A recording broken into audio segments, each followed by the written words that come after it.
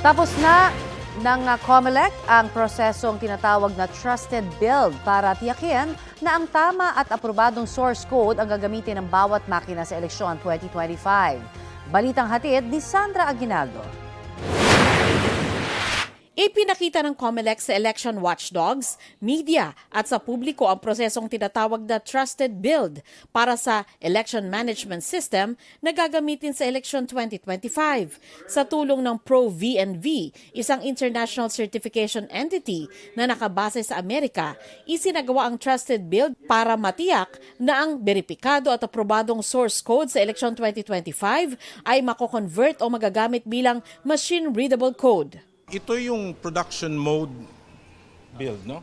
Na gagamitin para sa pag-print ng ballot. Yeah, because the ballot printing is going to start on January 6. Itong gagawa ng ballot face design after our January 3 deadline. So pagdating nung sinasabi nila na nakasobre, no?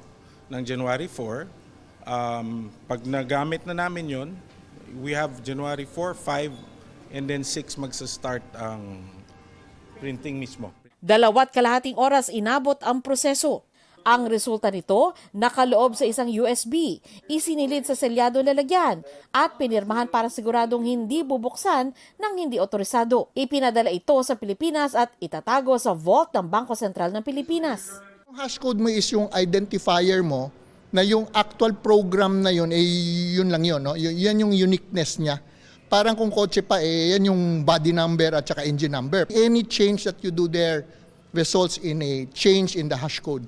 Kaya sagrado po sa amin, particularly sa mga watchdog, yung hash code na yon. Kasi yun lang ang makakasiguro kami na kung ano yung nakita nating, ina-expect nating tumatakbo, ayun nga ba talaga ang tumatakbo. Binabantayan daw ito para matiyak na hindi makokompromiso ang sistema.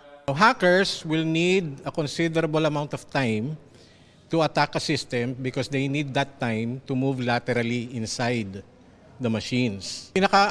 Problema dyan, disruption na lang ng transmission. Madelay man siya. Samantala, nagbabala ang COMELEC sa mga tatakbo sa darating na eleksyon na iwasan sanang gamitin sa pamumulitika ang paggunita ng pista ng Jesus Nazareno.